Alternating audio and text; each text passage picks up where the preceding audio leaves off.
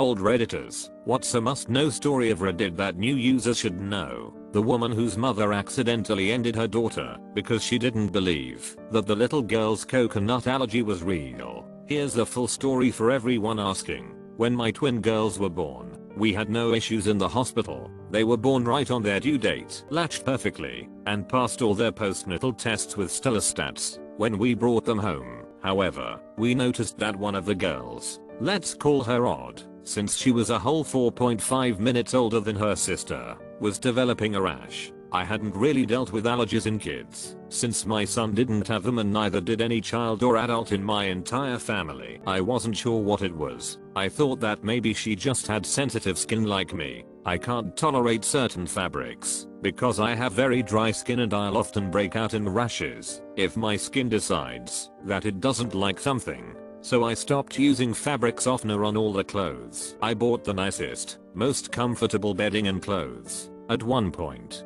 I even made her clothes myself in the fear that maybe something in the manufacturing process was upsetting my Odd. We went to the doctor several times, and they knew that she was having an allergic reaction to something, but every test came back negative, and we couldn't figure out what it was. It took 3 more months to figure it out. During that time, her allergic reactions got more and more severe. At one point, she was the only baby in the history of the hospital who had to be kept in a clean room because she seemed to have a reaction the minute she left. When that happened, we began an elimination therapy that would rival the lifestyle of Buddhist monks. My husband and moved our son and yards in with his parents because we needed to eliminate everything from our routine to figure out what was causing the reaction in our Odd. We stopped using our soap, our shampoo, our deodorants, our laundry detergents, and that was before we even got to our diet. It took us 3 more months, but we figured it out. Our Odd was allergic to coconut. The doctors told us that it was a particularly rare allergen, and so it wasn't on any of the skin test panels they ran. When we found out what she was allergic, we were relieved. So relieved, but in addition to feeling relieved, I delved into a bout of hysterical laughter. I laughed so hard I cried, and to this day, my DH tells me that he didn't know if I was crying from relief or pure happiness. You see, I come from a culture that uses coconut almost religiously. It's in our cooking. We break a coconut open at religious events. It's used in almost all sweets. It's in everything. The reason I was laughing was because of how much I hated one particular use for coconut. When I was a kid, pretty much up until I was in the 8th class, my mother would put coconut oil in my hair all the time. It looked greasy as hell. I hated it. And once I was old enough to start doing my own hair, I never put that stuff in my hair again. I was laughing so hard because of course I had a daughter with a severe allergy to the one thing I hated my entire life. We had a lot of fun telling people about her allergy and everyone laughed because they all knew about my hatred for coconut oil. We told my mother and she laughed as well. She made jokes about how my baby must have heard me talking about my hatred for coconut oil while she was still cooking inside me and decided that she needed to hate it too. We all had a good laugh and left it at that. Or so I thought. My mother and I have always had a contentious relationship at best. We got along well enough, but we disagreed vehemently on certain topics. She wanted a traditional daughter who would be religious, get her Mrs. degree, marry a man that she and my father picked out, common where I'm from, have 2 kids, a house in the suburbs near her, and be a stay-at-home mom like her. I'm not religious in the slightest. I got 2 undergraduate degrees, went on to get a master's, and a PhD, didn't get married until 27, late in my culture, and I married a man who was the polar opposite of what my parents wanted. As if this wasn't enough, I was a working mom who didn't need her to babysit since my husband and I made more than enough for a part-time nanny. Essentially, the best way I can summarize a relationship is by saying that she was very proud of me and loved to talk about my accomplishments, but I could always tell that she wished I was something else. We have a fair amount of safe topics that we can talk about, but I could never discuss anything too serious with her such as politics or my career. Not because she'd get mad at me, but more so because she just wasn't interested, and I hate getting into conversations where I'm passionate about something, but the other person could care less. As far as raising my kids, My mother was a just yes 99.9% of the time. She was hands off and respected all of my decisions, even if she didn't like them sometimes. I chose not to raise my kids religiously, but I still took them to community events so they could understand their roots, and my mother never pushed them to pray. The only thing she continually got on my case about was the coconut oil thing. You see, my girls has very textured and curly hair. We don't really know where they got it from, considering my husband and I have pin straight hair that won't even hold a paper clip in it without slipping. I loved it. It was a little on the rough side, and my mother always insisted that a little bit of oil would make the curls soft and more defined. I always said no. Sure, we could have used a different type of oil, but my girls were still so young and the allergy process had made me terrified of incorporating new things into their routine. I made sure I explained why to my mom too. She remembered what we'd gone through with Odd and her allergy. She brought me food and clothes at the hospitals more than a few times. She helped me move all of my furniture and clothes out of my house when I was eliminating every possible source of allergen. She taught me how to cook from scratch when I was eliminating certain foods from the kids' diet. She knew everything about Odd's struggle. To this day I cannot understand how she did what happened next. November 2nd, 2005. I was giving a midterm that day to my students, and I had to be at my research lab late that night. My DH was away at some conference and our nanny was down with the flu, so she couldn't watch the kids that day, so I had my mom come take them for the day. My son was almost 3 years old and the girls were a year and a half old. Overnight visits with my parents weren't exactly common, but they weren't unusual either.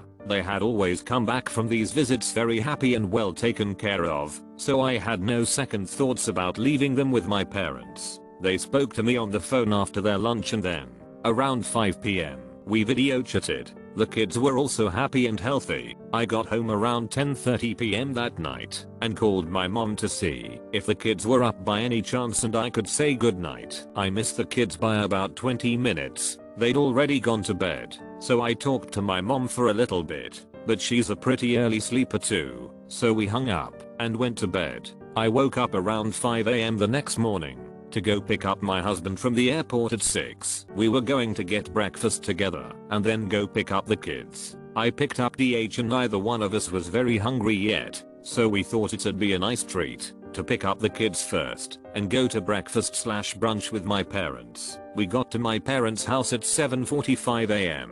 My parents weren't there. My son was at the neighbor's house and ran outside with the neighbor as soon as he saw his daddy and I pull up. He was hysterical and crying and I couldn't calm him down.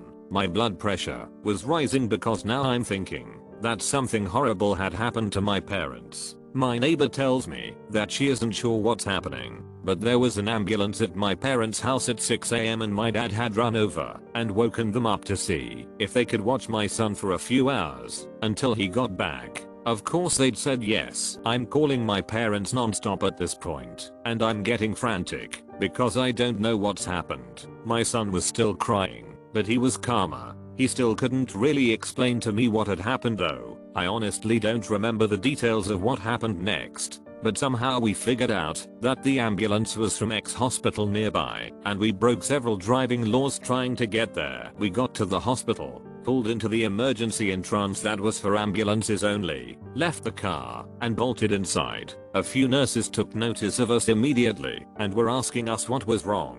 I was calmer than my DH at this point, so I explained that I didn't know, but my twin girls and my parents were here somewhere. I'll never forget the look on that nurse's face. She knew exactly who I was in that moment, and she was about to cry. Another nurse took me and my DH to an empty room and asked us to calm down and listen to the doctor before we went to find my family. My mother had put coconut oil in both my daughter's hair when they were playing the previous day before bed. The girls loved it when my mom did their hair, and so they had asked for braids, and my mom was doing their hair. She put coconut oil in both their hair because it would make for smoother braids. According to my son, Odd started to get a little dizzy and itchy when my mom was doing her hair, so my mom gave her some kids Benadryl which made her sleepy, since it was close to bedtime anyways. The kids then went to bed. Giving her Benadryl was something we did whenever she had a mild reaction, since it usually meant she accidentally came across some coconut from a secondary source. We also showered her from head to toe immediately to erase any lingering traces of it. My mother simply gave her some Benadryl and kept the coconut oil in her hair and put her to sleep. The Benadryl made her sleepy and unable to wake up or be conscious enough to wake up her brother or cry. She vomited in her sleep and the rash spread all over. Her little body was swollen to twice the size. She had asphyxiated in her sleep. She died painfully and slowly in the early hours of the morning. My mother had found her when she went to check on the kids in the morning around 7 AM. She was already dead by then.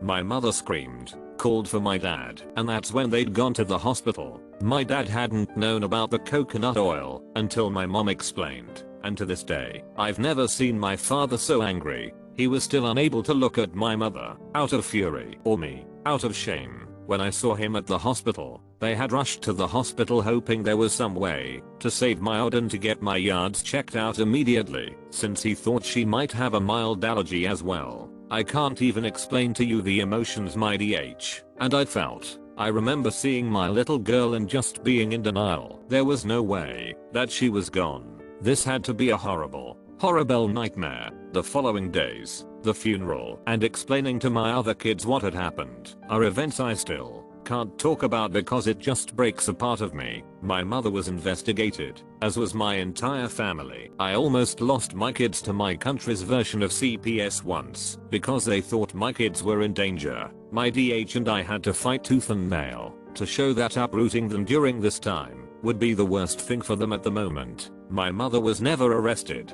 My father did leave her, though they are not officially divorced. The majority of my mother's family refuse to speak to her, and the few that do speak to her only do so on a limited basis. She currently lives on her own in a small town, and every couple months I'll get a call from her telling me how sorry she is, and how she just wasn't thinking, and can I please find a way to forgive her. She wants to come see me. The only thing I can find to ever say to her is you can come see me when you bring my daughter with you. It's been 13 years. Os just got his license this year and Yards is going to start high school soon.